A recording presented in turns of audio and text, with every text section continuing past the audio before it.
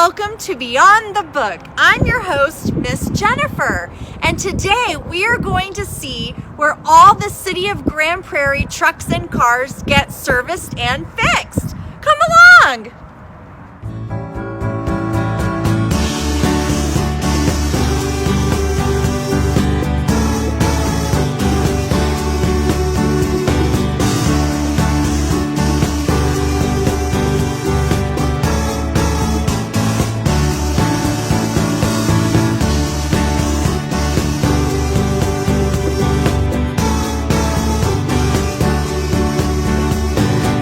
Have you ever gone to the shop with your parents to get the tires patched or fixed, or get gasoline, or just take the car in to get some repairs? Well, just like the car your adults drive, the city cars need maintenance and need to be fixed once in a while. This includes everything from fire trucks to police cars to city trucks for streets, and even the library car and van. Have you ever seen us driving around? I'm here at Fleet Services, where all cars, trucks, and even motorcycles are fixed and maintained. What does that mean, to maintain a car or a truck? That means changing the oil, keeping the tires aired up, making sure all fluids like brake fluid and Freon are full, and even making sure the windshield wipers work properly. Let's follow Josh from Fleet Services as he does a maintenance check on this Grand Prairie police vehicle. Well, as you can see, this is our police unit, one of the ones that we work on. We work on several vehicles here. One of the things that we look at when the vehicle first comes in is the safety items. We want to make sure that the tires are aired up. We want to make sure that the lights are working. Let's go ahead and get started. Foremost, we want to start the vehicle. One of the initial things that we want to do is walk around the vehicle, make sure that everything is okay, nothing is broken, the lights are working. Make sure that your lights are on. We have lights here for the license plate. We have more lights here. And this isn't just standard to a police vehicle. This is all vehicles. Again, we're checking windows, we're checking tires, checking door mechanisms, making sure that everything opens and is free and nothing's sticking. Our mirrors, make sure that our mirrors are clean and working in the front. Inspecting any damage, and as we can see, we have just a little bit of scuff here, but not a safety concern. Checking our bumper guard, make sure that everything's fastened correctly in place. We see that our lights are working. So now we're going to go to the safety equipment. Now here's where all the fun stuff begins. As you can see, they have their laptop. What we do is make sure that it turns on. This little green light here, these two little green lights are very important. One tells me that it's charging, and the other one tells me that the computer is on. So once we know that the computer is on, we're good. We'll close this back up. Here's our control panel. Here's our radio. A microphone for the speakers out front. Here's a switch to turn on our lights. And as you can see, in a safety situation, whenever the officer needs to get to where he needs to go on a 911 call, make sure that these lights are working so that the vehicle in front of them or the vehicles in front of them can see that it's an emergency situation and we'll move out of the way. One of our safety inspections that we do is when we open this back hatch. You see we have other things here. We have some safety cones. He's got his little toolbox. Also, inside of this, he will have one of these, it's a first aid kit. In here he'll find band-aids, he'll find antiseptic, anything that he needs if he were to get cut or if he arrives on the scene where somebody needs first aid. Along with this is a fire extinguisher.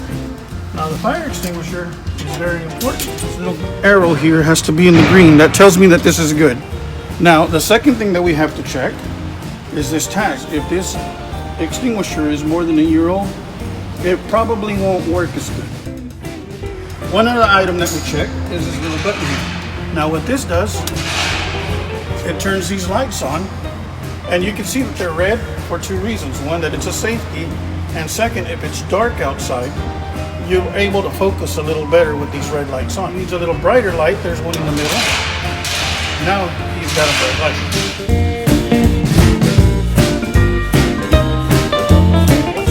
items have been checked. Now we do an under hood inspection. Now, once we're under the hood, there's several things that we can check. One is the fluid in the master cylinder. We want to check it for the color, make sure that it's light in color, not dark brown. Make sure that it's up to this full line. Anything below that, we'll have to use more fluid to top that off. Another thing that we check, this is the washer fluid for the wipers. Make sure that we open it, that there's no debris in it, anything floating around, and that it's nice and blue.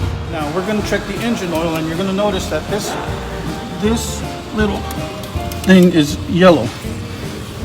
Now when we pull the dipstick initially, we want to look at the condition of the oil.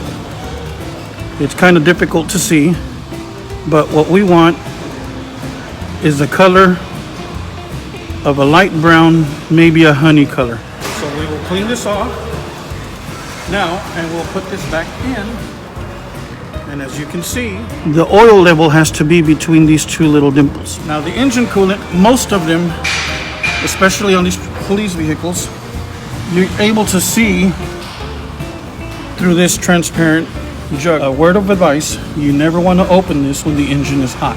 So you get some serious damage. It'll burn you really bad. That's why they made these transparent with this little, we call it a gauge, and it tells us where the fluid level should be. Now, another thing that we check, if you look here, black usually means transmission fluid. So this one's a locking type dipstick. So what you have to do is you lift it up and then you pull it. Now the same as with the engine oil, we're checking for color, and we're also checking for the level.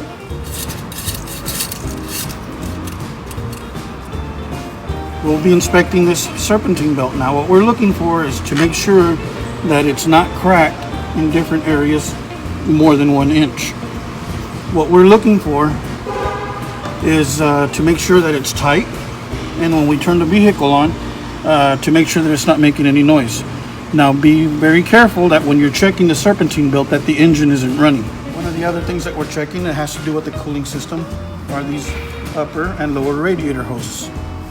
Want to make sure that they're not hard to squeeze and that they're not cracking, or sometimes when you squeeze one of these and you hear a cracking noise, that just means that the hose is old and will have to be replaced. We're looking for leaks around the thermostat, around the water pump. We're looking for any type of wet fluid around the engine compartment to make sure that everything is nice and dry. Now that we have that all checked out, we look at our batteries. And what we're looking for in our batteries is to make sure that these connections here are nice and clean and that they're tight. And the reason for that is because what happens, we'll get corrosion around these terminals on this one and on this one, and that corrosion acts like a barrier, and it won't allow the power from the battery to power the vehicle correctly. So on police vehicles, on this particular model, we have a battery here and we have a battery over there. So once all that is checked out, now we get to lift the vehicle and look underneath it. Even though that this vehicle weighs a lot, I won't have to lift it, which is a good thing because I can't, but this can.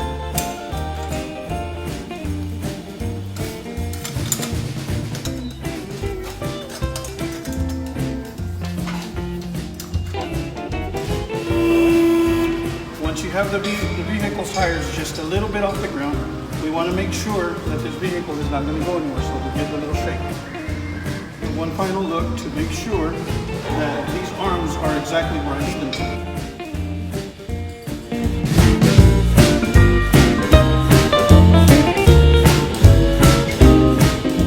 Now that we have the vehicle in the air, now we can finish our inspection. We're looking to make sure that this whole area is nice and dry. Now that we have the vehicle up, we can look at the engine's oil pan. We can look at the oil filter. This is the transmission. This is your exhaust system right here. That's where all the stinky stuff from the engine goes out to the back. Make sure that all this is good. Inspect the drive shaft. Make sure that these joints here are not corroded and that are working very well and they're not moving. These are called called U-joints. We're making sure that these U-joints are nice and fastened and they're not moving around. Once it gets here, this is called the differential. Now what the differential does is that it takes all this movement and goes through a series of gears that will turn these tires that will propel the vehicle forward or back. Now this thing that's right above me is a fuel tank. When you pump gas into your car, it goes into a tank similar to this. Check the rear shocks, make sure that they're not leaking. We look at the inside of the tires, the calipers, and again, we're looking for fluid leaks, looking for all these cables to make sure that they're out of the way. We have all that checked out. Now we can take off our wheels. Take this tire, pull it off. We can spin it. We can measure the tread, or we're looking for anything that can puncture this tire. A nail, a screw, a piece of bottle, a piece of metal, anything that is sharp, just like that. We're looking at the condition and the surface of this rotor. Make sure that it's nice and smooth.